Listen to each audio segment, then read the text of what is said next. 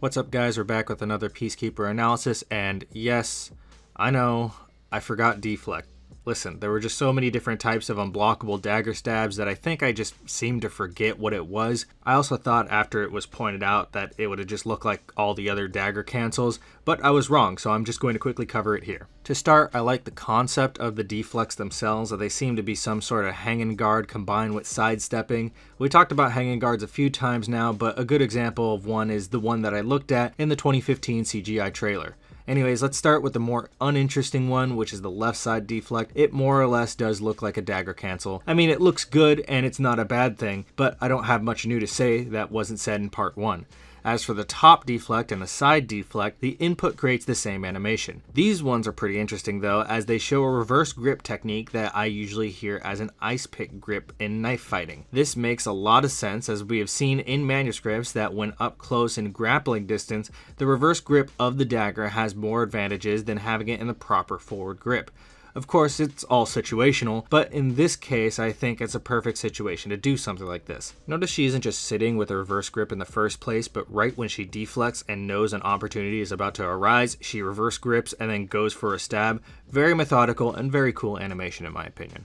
There, I talked about it. Are you happy? Now, let's focus on the weapons. Before we can start taking a look at the in-game models of the weapons, let's talk about what fighting style type of weapons she should be using, the weapons that are being mimicked in-game, and then the in-game models themselves. To start, if you've watched my previous video, I made it quite apparent that her fighting style is extremely similar to that of rapier and dagger techniques that we can see from Renaissance manuscripts and arguably very late medieval sources. Now, believe it or not, rapier is quite a vague term. There are some swords that would be considered a rapier that probably don't look like what you think a rapier looks like in your head. For example, Joachim Meyer, who you might know as one of the most famous masters of longsword techniques and has a whole school of fighting dedicated to him to this very day for competitive longsword fencing, well, he didn't only teach longsword. He taught other weapons as well, like dusak, and in this case, rapier. His form of rapier was interesting, to say the least, but it is undeniably some rudimentary form of rapier fundamentals being built that would be used and modified later on. The point I'm trying to get at is the rapier comes in many different shapes and sizes, but the key identifiers to me are 1. A complex hilt, 2. A straight blade-ish. As for the dagger, I mentioned in the last one that they could have curved quillons or straight ones. The important thing is that the quillons have enough length that they can be used as a form of defense, and the blade is a proper length for offense. Now, what are the in-game models mimicking? Well, from the looks of it, for the sword we have is a very simple hilt and a relatively straight blade with a focus on cutting and thrusting. To me, I'd safely say that this is an arming sword, or essentially a one-handed medieval sword.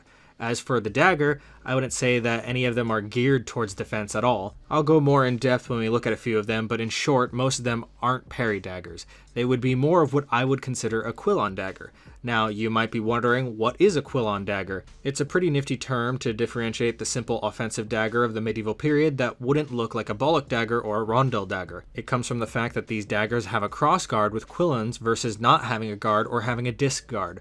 You might also be asking, but parry daggers have quillons as well, so wouldn't they be quillon daggers? To which I would respond, I don't know, man. This is just terminology that I am going to be using for the video. I didn't come up with the terms. Todd from Todd's Workshop came up with it, and I just happen to like it. You got an issue, take it up with him.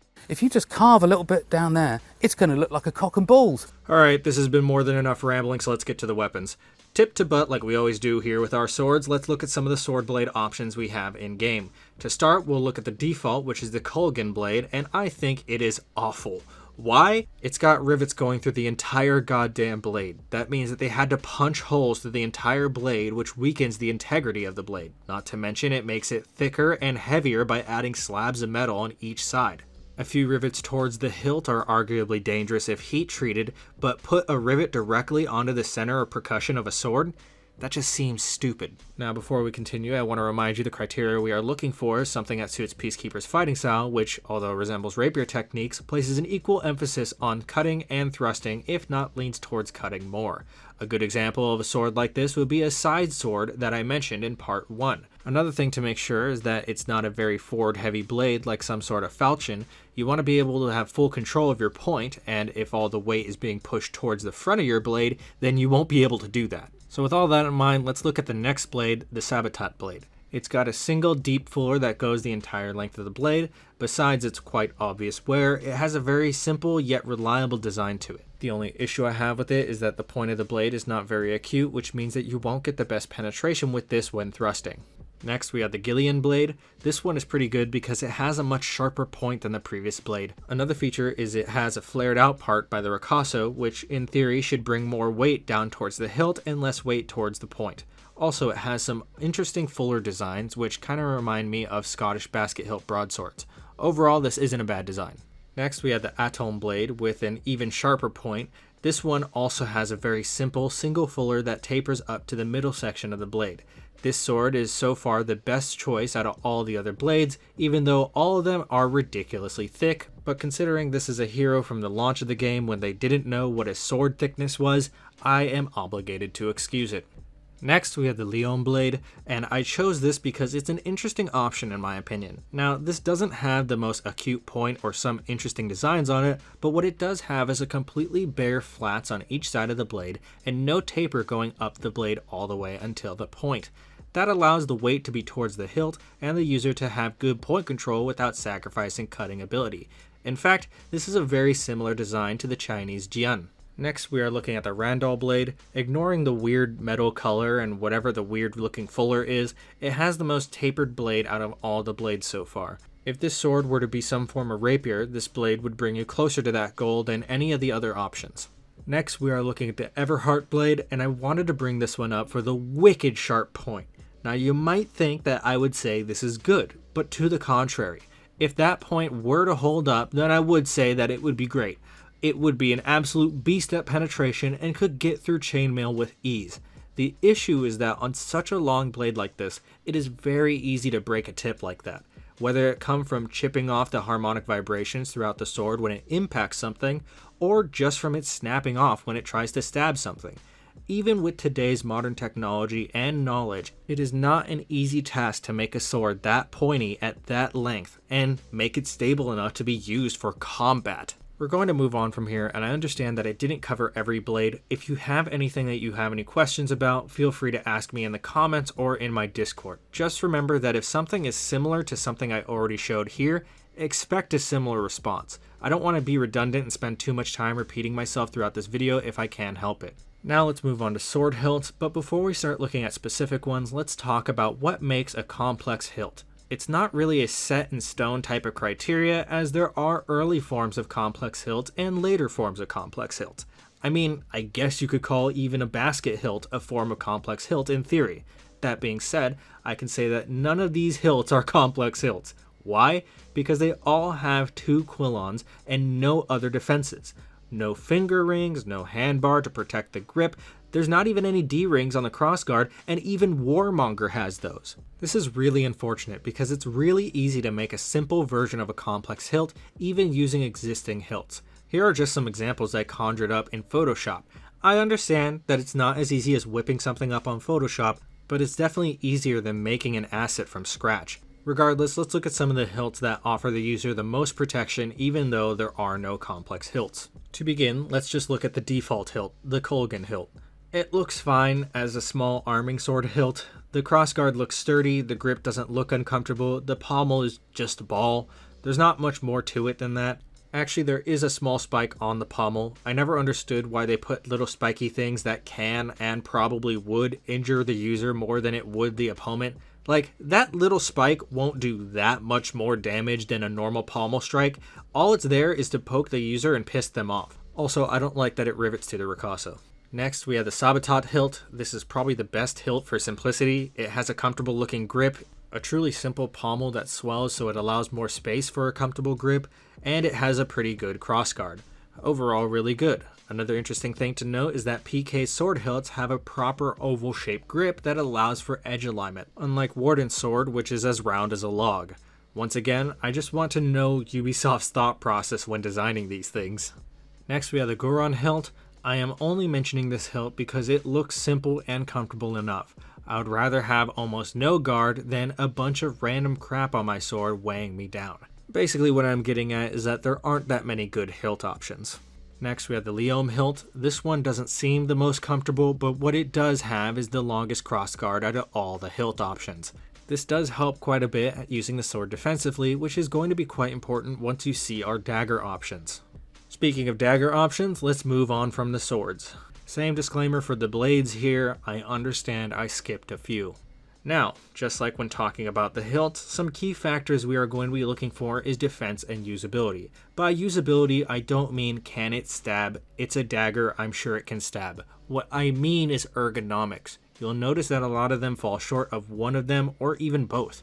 When I mentioned before what makes a Quillon dagger different from a parry dagger, well, one thing is for sure, a parry dagger is meant to protect the user. Most of these daggers you'll see that you would be hard pressed to use them defensively. To start, we will begin with the default one, the Colgan dagger. Now it looks mostly comfortable to use and it has a blade, so really what we're focusing on here is the defense. Now you might think, oh well it has a swept up guard which can be used to capture the opponent's blade, and to an extent you are correct. The issue is that it is way too small. Sure, the guard swept up can be used to control an opponent's weapon, but you would have to get it in there in the first place. On a normal flat guard, you would have the entire plane of width to protect your hand. When swept up, that width gets more than halved. Funny enough, this was something that was brought up to me when discussing the efficacy of Geralt's silver sword with the swept up crossguard.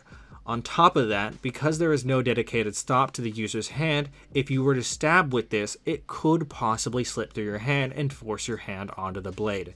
That would not be a fun time. Overall, it's a meh dagger. Next we have the Goron dagger. This one also has a comfortable looking hilt, and this time the guard has it partially swept up, but also extends out to give more protection of the hand. I find this method to be much more acceptable than the previous one. That being said, I think people overvalue the actual practicality of a swept up guard. Regardless of any of that, the weird serrated blade of this one makes it pretty meh dagger, but for other reasons than the last. Next we have the Leom dagger, and this one is probably the most decent one we have. It has a straight crossguard with swept up tips on the Quillon. The grip looks fine, and the blade actually looks pretty great.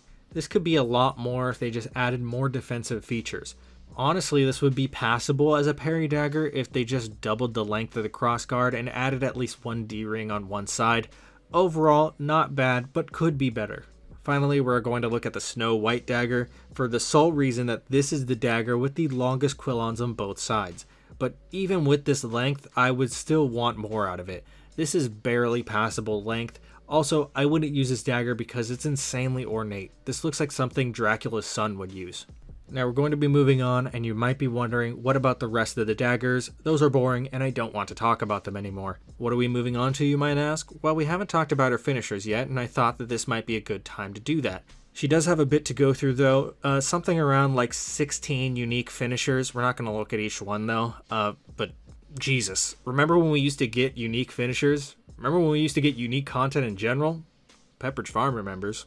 Now, like I said, I'm not going to talk about each one, but there are a few details that I think are neat or important. Again, if you want my opinion on anything I don't cover here, feel free to ask me here or on Discord. To start off, we have Led to Slaughter. This one is super quick and simple. I don't really have any qualms with it. The only thing that looks a little silly here is the head coming off, but that's with most of the finishers for most heroes. Overall, there's a reason why I still keep this one around. Next, we have the Sacrifice. This one is a bit over the top and not really plausible. The fact that she bends someone over a lot larger than her over her knee and then holds them there for as long as she does, it is a bit Hollywood if you ask me. Next, we have Good Form, and Good Form it is indeed. At face value, it seems very simple, but notice how with each strike she does a sort of reverse lunge with her attacks. Body rotation is important for creating power behind your attacks. Some people would assume that it's only with your forward lunges, but doing a backwards lunge can generate equal amounts of power as well. Also, we see a wide stance and thrusting, which is something that we discussed a lot in the first part as well. Overall, a very good finisher. Next, we have Sunday Roast, and I think this is interesting. Whether or not it is plausible is debatable, but controlling an opponent through grappling like this to set yourself up for a finishing move is not just plausible, it is shown through various fighting manuals. Also, immediately after going into this hold, she goes for the cut and uses her dagger to guide the sword down into the neck. I just think that's interesting. Next, we have Trepanation, and this one is actually a reference to Game of Thrones when Arya is training with Brienne Tarth, I think. I'm pretty sure that many people have talked about if the dagger catch thing is viable back when it first showed on Game of Thrones. It's been a while, so I can't remember, but the short of it here is that, in my opinion, I think it's plausible and it looks cool. And really, that's all that matters. In this situation, though, I think it's interesting that the opponent catches the sword. Some people would say that no one would catch a moving sword like that, and I have my own concerns with grabbing blades that I've mentioned before, but in a situation like this, I would say that there are very few alternatives for someone who doesn't have a weapon anymore. That being said, for the PK here, she should be able to pull the sword out of their hand, because the tighter their grip is on the actual blade itself, the more it digs into them, and the more it should be able to cut through. That is, if PK's sword is razor sharp, and it should be, because all swords should be as sharp as they can get. That is a whole other tangent though, so let's move on. Next we have Over Under, and I'm pretty sure that this is very similar to the old minion animation of her rolling over a minion, but I'd have to check. That being said, I mean, come on. Someone who just gotten stabbed is not going to let you roll over them. This is very Hollywood, but it's also a bit humorous, so I decided to throw it in. Next, we have Disarmor. I like the idea behind this one, but my biggest issue is that the dagger does the chop here. It should have been the sword, but played out exactly like this. I actually like how there's a bit of a pause between the actual chop itself, because it gives more of a sense that it takes a bit of force to hack off a limb. That being said, I don't foresee anyone being able to do this with a dagger, so that's why this one gives me mixed feelings. Next, we have the Wing Breaker, and I actually kind of like this one a bit, even though I'm pretty sure they shrunk PK down for this finisher. It's a bit over the top, but I like the idea that just because she is quite possibly the smallest hero on the roster doesn't mean she isn't dangerous. That very much applies to real life as well. I mean, sure, height and size can put you at a disadvantage, but skill can compensate for that to an extent. Next, we are just briefly going to take a look at Skilled Cut. I say briefly because I actually covered this one in my Year 4 Season 1 Finishers review, and I had a lot to say about it. So as much as I know you want me to rehash that here, it was something like a 5-minute rant. I feel like my point wouldn't come across as well if I tried to make a summary of it here, so basically if you care enough, I would say you should go check out that video after this one. I think that will wrap this one up for this video. Before I do a Peacekeeper Part 3, I am probably planning on doing a video that's main focus is going to be the minions. The minions in For Honor, that is, not the yellow Cyclops Facebook demons. I've had a few people ask me to do a very specific video on the minions, and honestly, I've been wanting to do one as well. So what do you guys think about that? Something you guys would be interested in? If so, let me know down below. Beyond that, that's going to be it for this one. Shout out to my YouTube members, particularly Grant Burke, Vodka Lover 420, Shadow Eagle 04, and S4 Side for being the highest tier of members. If you'd like to become a member as well, the join button is down below. Also, if you enjoyed this video, hit the like button as it helps get this video to others. Subscribe if you want to see more content like this. If you have any questions, comments, or concerns, or favorite Peacekeeper weapon or finisher that you'd like to share, then go ahead and leave it down below. Like always, thank you very much for watching and have a great day. Peace.